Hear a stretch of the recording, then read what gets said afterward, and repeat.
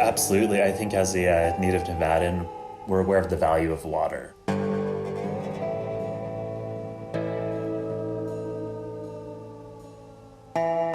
This is Matt Bromley. Understanding water scarcity? That's his second nature. He's one of the key players tracking water usage in Nevada and the western United States from space. Everything from public service commercials telling you to turn off your faucet while you're brushing your teeth, to knowing which days you're allowed to water your lawn based off of whether or not you have an odd or an even address. There's years where the water in the river is very, very low, and then there's years where it's really plentiful. And so we're really tied into that variability from year to year. For a state like Nevada, somewhere between 70 and 80% of the water in the state is used for agriculture.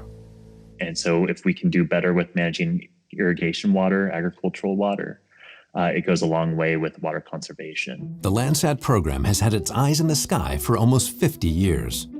Remember how USGS and NASA teamed up, made a revolutionary satellite, and launched into space? Yeah, that was great. The point is, Landsat's success is due in large part to its forward-thinking tech. Each new generation produces better and better measurements, and you can't conserve what you can't measure. Just in agriculture, the ability to look at the consumption of water, the economic value of Landsat to agriculture alone is several times the cost, or a few times the cost of the entire system, and that's pretty significant. That's Phil Dabney. Self-proclaimed dinosaur, Phil has worked for Landsat since Landsat 7 back in the 90s. It's always been about the detector.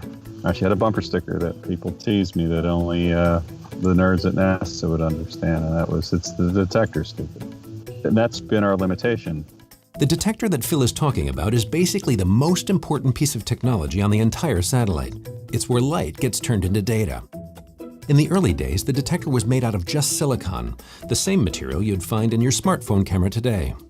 Technological limitations prevented Landsat from seeing anything too far beyond the visible light spectrum. Fast forward to today, when our detectors span infrared frequencies. Landsat 8's thermal sensor is so sensitive, scientists can calculate Earth's temperatures down to a fraction of a degree. The addition of the thermal was a major addition, and then things came out of that like evapotranspiration. The ability to estimate how much water the plants are taking out of the ground based on how well they can cool themselves by sweating, essentially. And that's been used a lot in agriculture, water management. This detector seems to be a pretty big deal. But what does it do? I'm so glad you asked. There are two instruments aboard Landsat 9, so that means there are different detectors. Let's start with OLI.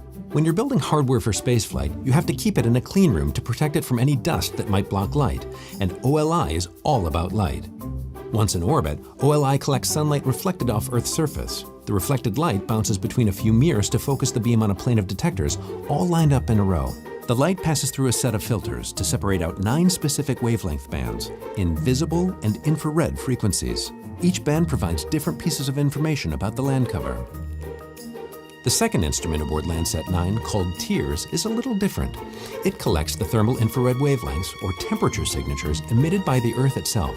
But to accurately calculate the temperature, the detector needs to be much colder than what it is measuring from Earth. So along with the lenses and detectors, TIRS carries a condenser that cools the detectors down to 43 Kelvin. That's minus 382 degrees Fahrenheit.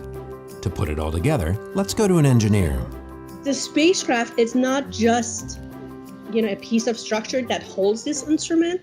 The spacecraft responsibility is provide the juice or information or power that the instrument needs in order to function. Melody's right. The detector may be the most important part of the spacecraft, but it's far from being the only tech on board. As the TIRS 2 deputy project manager and systems engineer by trade, she understands firsthand what kinds of life support systems are required to keep these two instruments operational. Picture this. The entire satellite stands about 15 feet tall and is the length of a school bus. TIRS 2 and OLI 2 occupy about this much space. The rest is occupied by other critical systems that power the satellite, cool the instruments down, package the data, send it back to Earth, along with many other duties. And and looking at the data and seeing the smile from the scientists that they're getting the right data, and that by itself is great experience. Yeah, so I don't know if you noticed, but I get kind of a smile when I start thinking of this Landsat data, because it is very unique and it's very special, and it feels good to be a part of work like this. Yeah, it's being surrounded by people that can do, failure is not an option, which is a famous NASA phrase. We can do that. We'll make it happen. It's clear that Landsat tech is delivering on its promise to provide game-changing data. Landsat 9 represents the best of what NASA has to offer. But what happens when your satellite works so well that keeping up with all the information it's sending back to Earth becomes its own monumental challenge? You're seeing before your eyes, how the environment, how forests change, how agriculture changes, urban expansion, the whole thing, and how the planet has changed over 50 years. And so to me, it's that historical perspective that I find really fascinating.